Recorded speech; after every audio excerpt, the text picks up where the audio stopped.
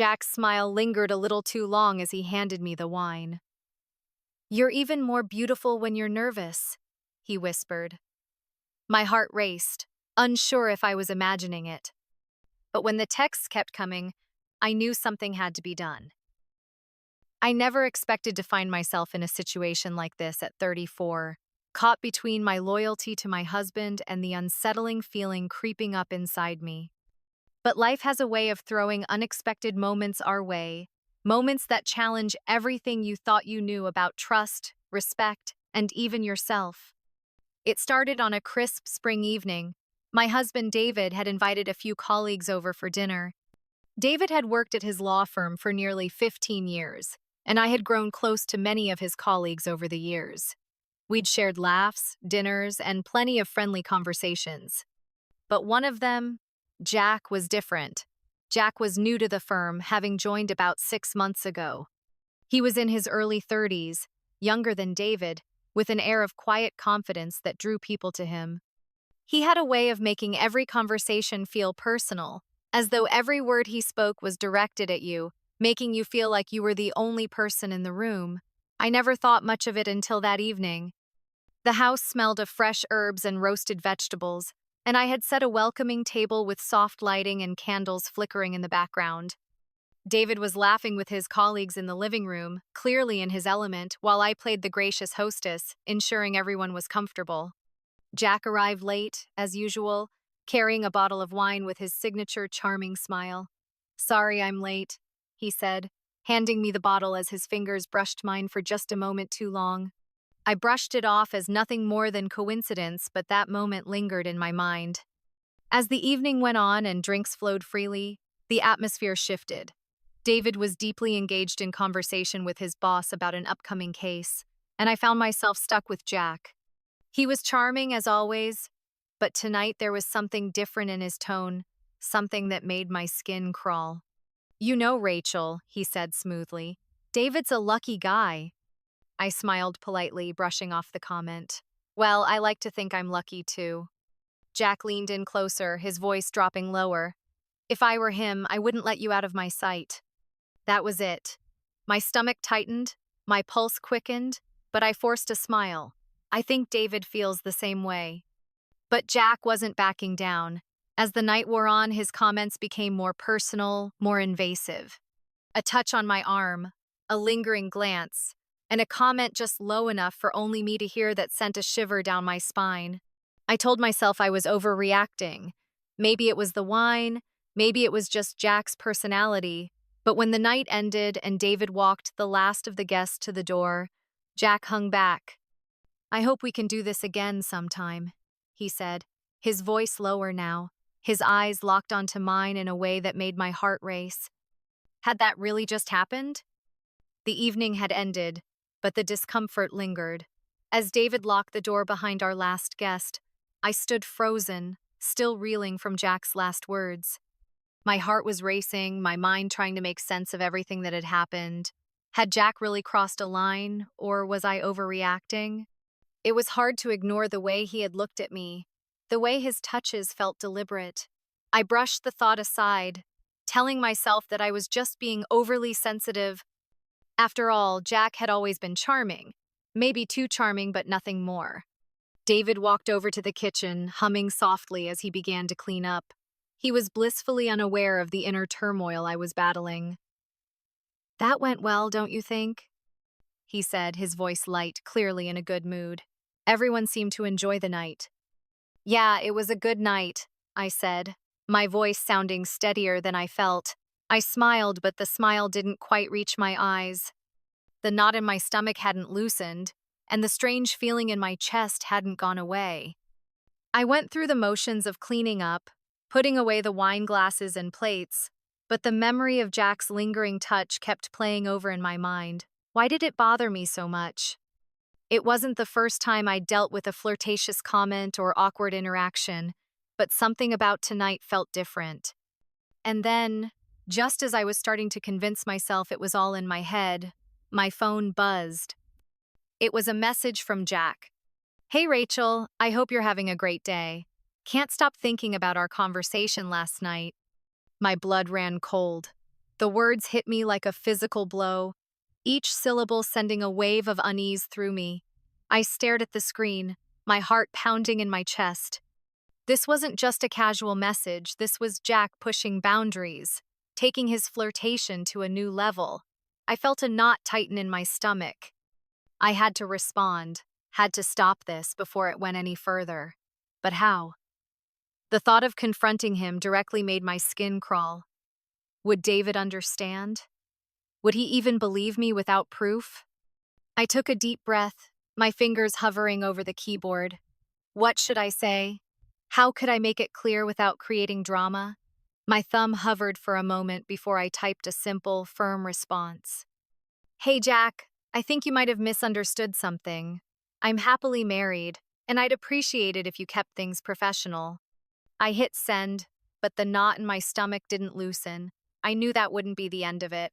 And as I placed the phone back on the counter, I couldn't shake the feeling that things were only just beginning. The next day, I tried to push Jack's message out of my mind. I told myself I was overreacting, that it was just his way, that maybe I was reading too much into it. But as the hours passed, my unease only grew. His words kept replaying in my mind, and with each repetition, the feeling that something was off only intensified. Why couldn't I just let it go? Why couldn't I shake the tension in my chest? I tried to stay focused, spending the day with errands and catching up on work, but my mind kept drifting back to that conversation with Jack. Why did I feel so uncomfortable? I had dealt with inappropriate advances before, but this felt different. This was a colleague, someone who worked with David, someone I couldn't just avoid. It was a delicate situation, one that I didn't know how to handle. Just as I was trying to convince myself it wasn't a big deal, my phone buzzed again. It was a message from Jack. My stomach dropped. Rachel, I've been thinking about you all day. I can't stop picturing our conversation last night. I hope you don't think I'm crossing a line, but I really think there's something between us. I stared at the message, my heart pounding in my chest. He was being more direct now, bolder than before. I couldn't ignore this anymore. This wasn't just harmless flirting, it was becoming a serious boundary violation, one I couldn't let slide. I felt the rush of anxiety building inside me. My fingers hovered over the keyboard, torn between responding and ignoring him. But ignoring him had never worked before. He was persistent, and I needed to make it clear that his behavior was not acceptable. Jack, I typed, my fingers shaking. I've already told you that I'm married, and I need you to respect that. This is unprofessional and inappropriate. Please stop. I hit send and immediately felt a knot in my stomach. What would his response be? Would he listen, or would this just escalate further? The uncertainty gnawed at me. I knew it was time to stop pretending, to stop brushing this off as nothing, but as the seconds ticked by, I felt a wave of dread wash over me. This was far from over, and I couldn't predict where it would lead. The next few minutes felt like an eternity. When my phone buzzed again, I hesitated before looking at the screen. My heart skipped a beat as I saw his name light up once more. The next evening, I found myself sitting across from Jack and his wife, Claire, at a chic downtown steakhouse, my nerves tingling with every passing moment. I had tried to forget about the messages, tried to push down the anxiety that was steadily rising within me, but as the conversation flowed around the table, I couldn't shake the feeling that I was walking a tightrope, one misstep away from falling. David was in his usual easygoing element, chatting with Claire about their favorite restaurants, while Jack sat next to me, as smooth as ever, effortlessly keeping the conversation lively. But his presence was a constant weight at my side, an invisible pressure I couldn't escape. He leaned in just a little too close as he passed me the wine bottle, his hand brushing mine in a way that made my stomach turn. I took a deep breath, hoping my discomfort wasn't obvious to anyone else.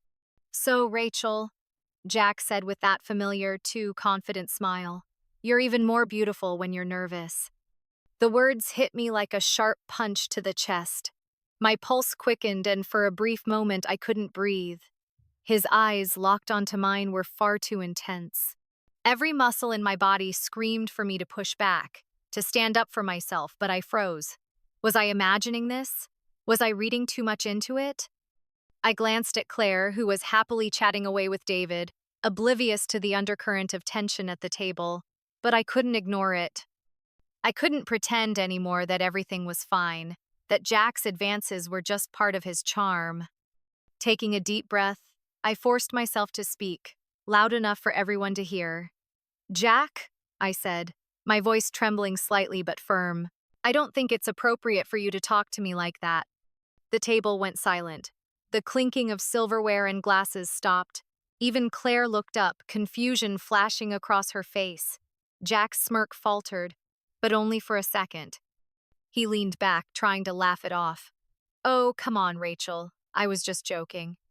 "It didn't feel like a joke," I said, my voice steady now, the words flowing out like a barrier I had finally built up to protect myself. Jack stiffened, and for a brief moment, his eyes flashed with something I couldn't quite place: anger, frustration, or something darker. But he quickly masked it, putting on a casual smile.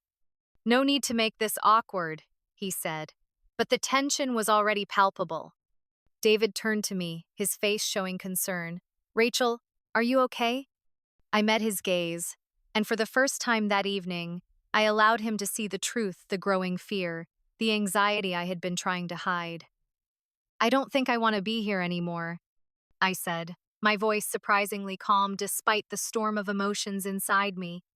David didn't hesitate. He stood up immediately, offering me his hand. "Let's go." As we walked out of the restaurant, my heart pounded.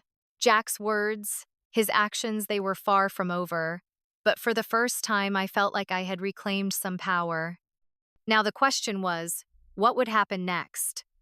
The ride home was quiet, an uncomfortable silence hanging between David and me.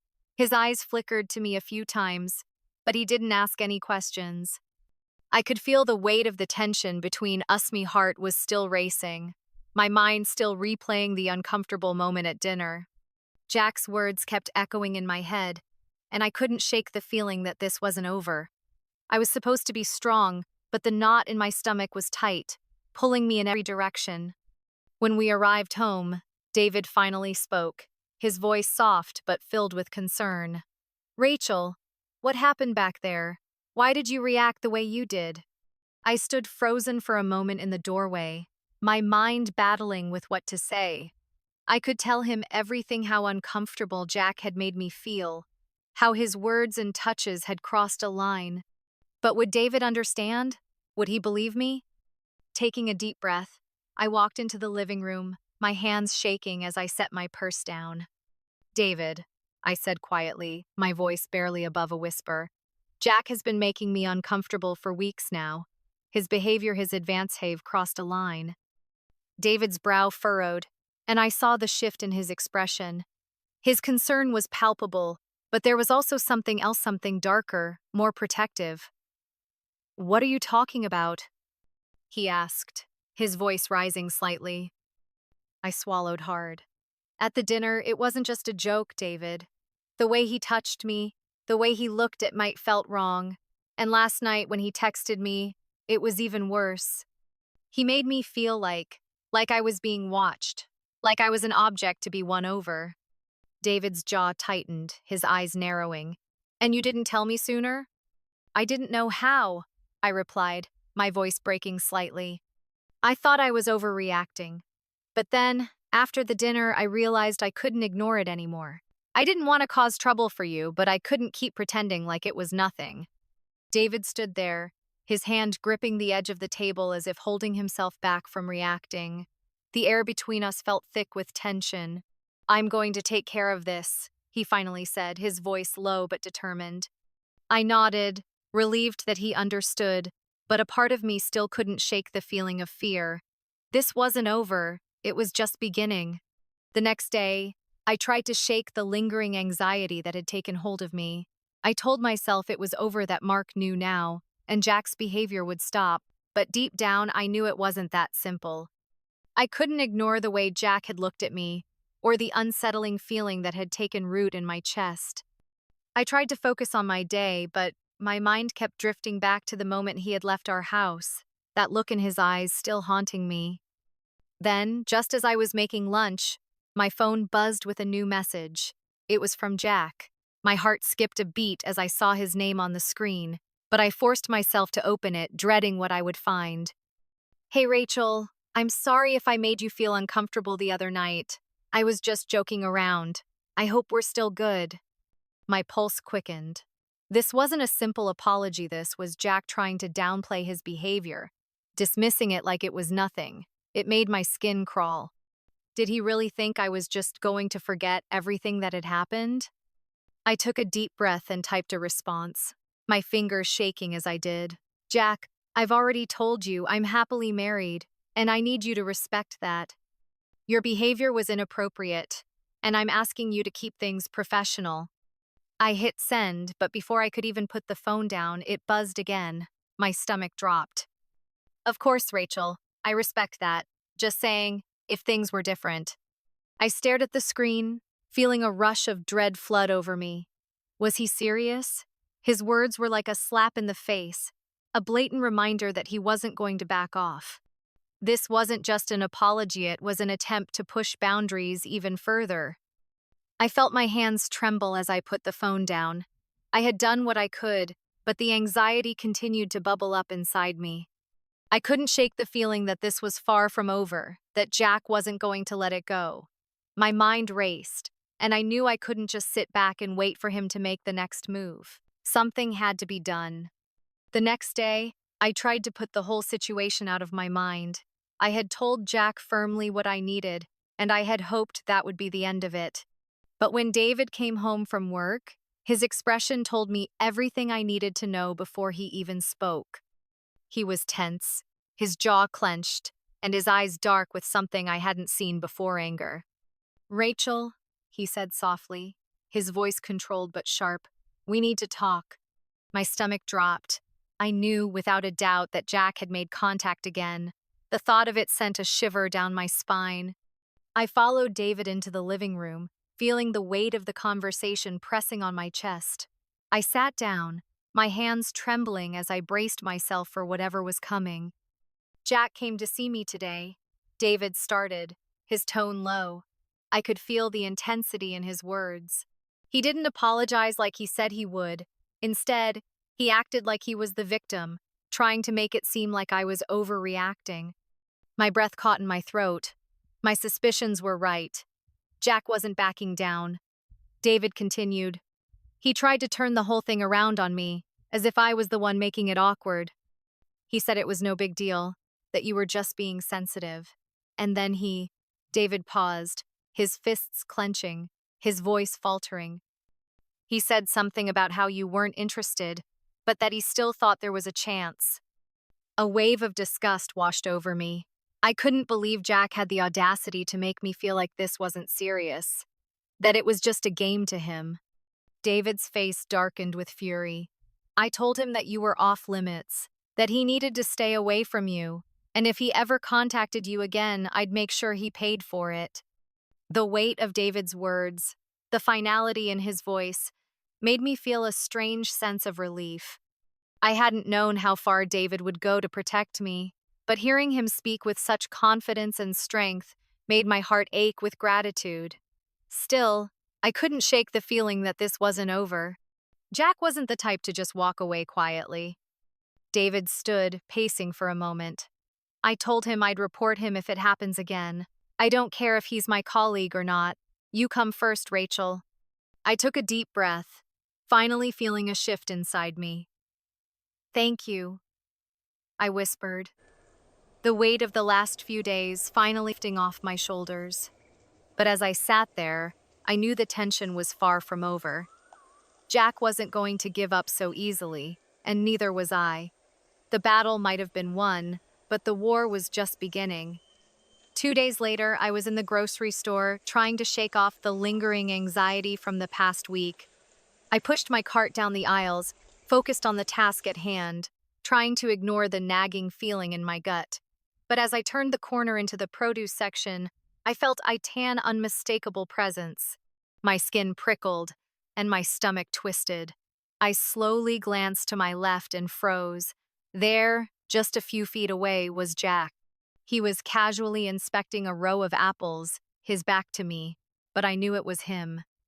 The tightness in my chest made it hard to breathe. This was no coincidence. The store was across town from his office. Why was he here? I tried to keep my composure, hoping he hadn't noticed me yet. But of course, he did.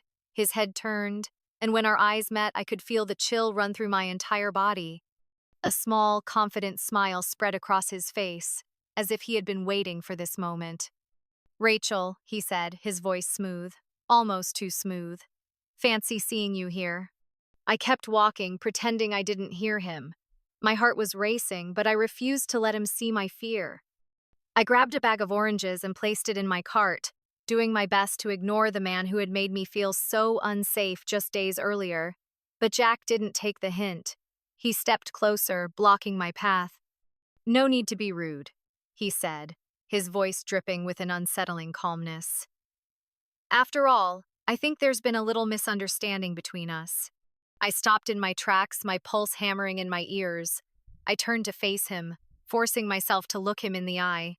"There's no misunderstanding, Jack," I said, my voice steady but my hands trembling. "You crossed a line, and you need to stay away from me." His smile faltered for a moment, but then he leaned in slightly, his tone shifting to something darker. "Come on now, no need to be dramatic," he said, his eyes narrowing. "Dramatic?" I whispered, my voice low but firm. "Texting me after I blocked you. Showing up here, this is not normal, Jack." For a moment, his expression darkened. "You know," he said, his words laced with a thinly veiled threat, "David's a lucky guy. You should be careful, Rachel. A woman like you attract attention, not all of it good." A cold shiver ran down my spine. I felt trapped, like a predator had cornered me. Was this a warning? A threat? I refused to let him see how shaken I was. "Are you threatening me?" I asked, my voice surprisingly steady. Jack held up his hands, flashing that same charming smile. "Not at all. Just making an observation." I didn't say another word. I turned on my heel, walked away, and didn't look back. I grabbed my cart, pushed it toward the checkout, and tried to calm my racing heart. The encounter wasn't over.